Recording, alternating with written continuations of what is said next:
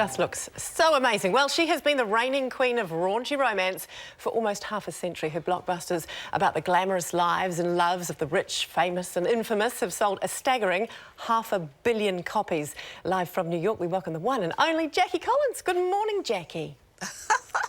Good morning. How are you today? Oh, I am so very well and so lovely to see you. The Santangelos burst onto the scene back in the 80s when you wrote Chances, which was, of course, all about Gino Santangelo. The new book, called The Santangelos, is of course, about Lucky, who is a wonderful character. She is fierce, she is feisty, she's wonderful. Tell me about her and why it is so important that she is so strong.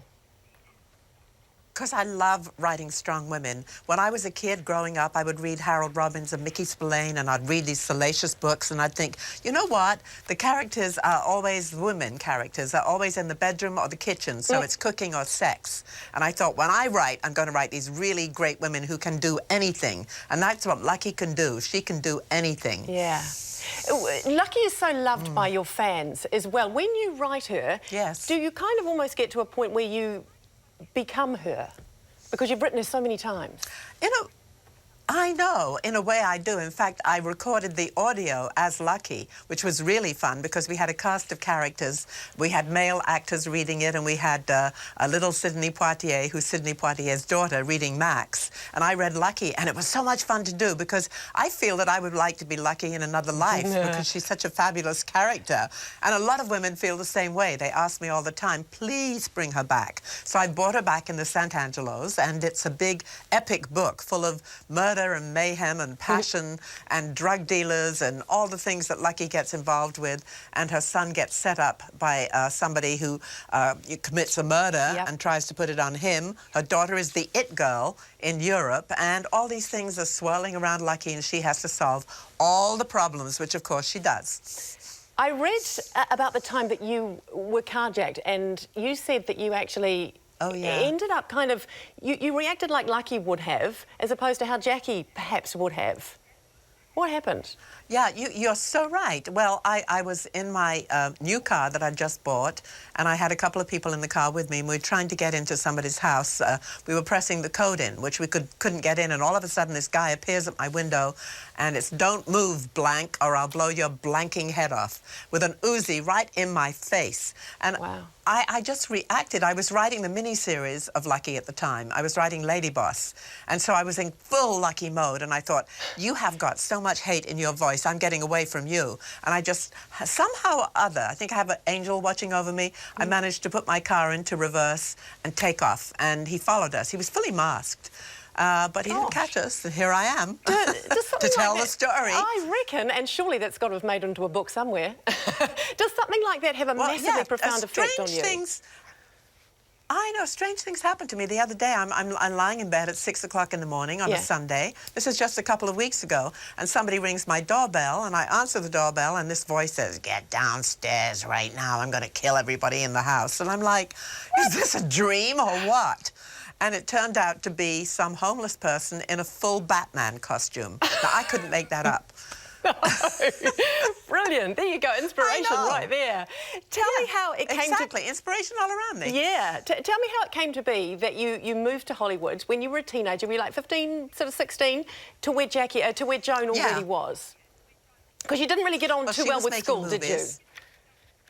No, I was thrown out of school. Yeah. You know, I played truant all the time. I waved at the resident flasher, and I was just impossible.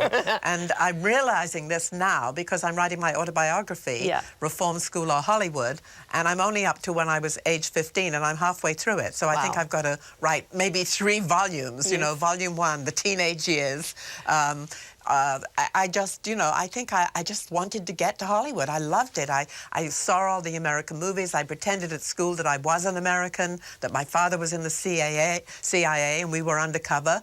And so I couldn't wait to get there, and I loved it when I got there. Loved it, loved it, loved it, and I've loved it ever since. Of course, your experience, though, different to others because you got there. Joan was already there. She was already an actress, so she knew people. And you were thrown into this world of Hollywood that most of us couldn't imagine. What was it like as a teenager? I know, I was very lucky. Yeah. It was way back, and you know, I would drag race around the city with people at stoplights, and I would go to the beach every day, and I would run into the sea in my jeans so they would shrink and fit me properly, and things like that. I had a ton of boyfriends, and she was off on location, and I had a list of people that I could call if I got into any trouble. And I had my godfather, who turned out to be a mafia don, and he was great, a platonic friend who looked after me. So I had all these strange things happen to me. I would, you know, sidle into parties. I was so young that people would ignore me, although I was, you know, quite good-looking at that time, and I got a lot of attention from men, which is why I wrote The World is Full of Married Men, which was my first book. Exactly. But you had all sorts of problems. There was in Australia. Banned, yes, indeed. Tell me what Barbara Cartland said. Yes. Oh, she said to me, Miss Collins, you are responsible for all the perverts in England. And I just looked at her and I said, oh, thank you so much. Why do you think she and others were so offended by that book? Because I was the first woman writing graphic sex. And I was writing about cheating husbands who got away with it. And I didn't let them get away with it in my books.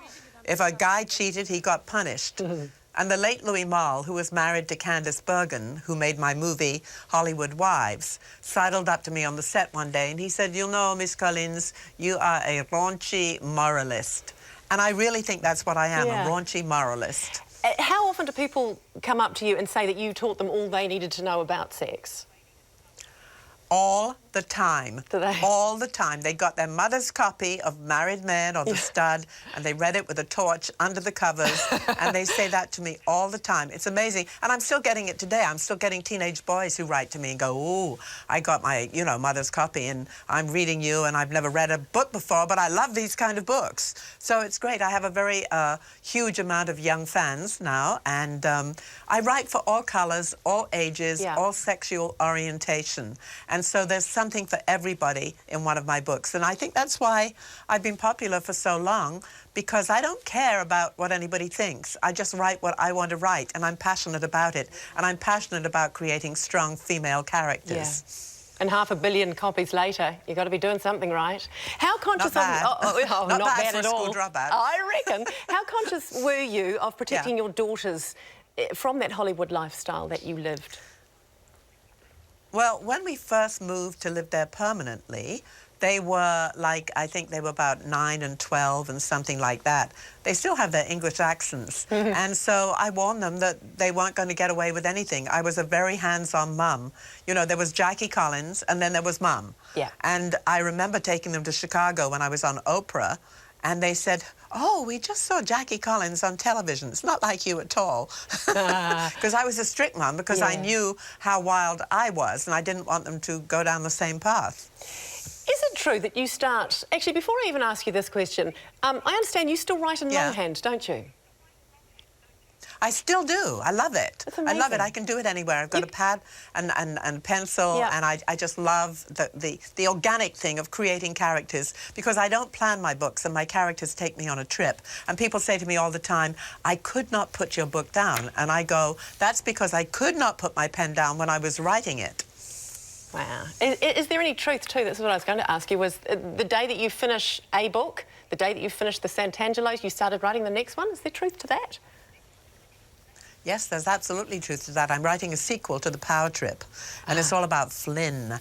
It's about a group of characters, rich and famous characters, who get trapped on a beautiful yacht in Cabo San Lucas, and then they're pirated by Somali pirates.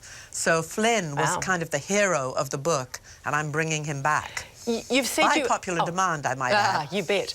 You've said that you are writing your autobiography. Who would play you in the movie of your life?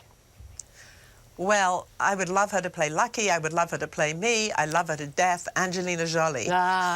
Perfect, wouldn't it be? Yeah. Yes. Yeah, I think she's an amazing woman. Yeah. The Santangelos is hot off the press, Jackie Collins. You are absolutely amazing. You're still doing what you're doing after all this time, selling so many books. What a pleasure it's been this morning. Thank you. I've loved talking to you. Thank you. Thank you, New Zealand. Oh, look, we love you down here. Next time, come in the flesh. I've got to get there. Next year, I want to get there. Yeah, you I'll come there with my autobiography. Okay, and cause sounds a little good. trouble. We will keep you to it. Thank you so much, Jackie. Okay. All right, cool. Thank Jackie's you. new book, Bye. The Santangelos, is out today. Here it is. Head to the competitions area of our website to win yourself a copy. Coming up, how do you like the sound of gooey chocolate puddings? Well, that is exactly what we are making with Chelsea Winter. We'll see you in the kitchen right after this.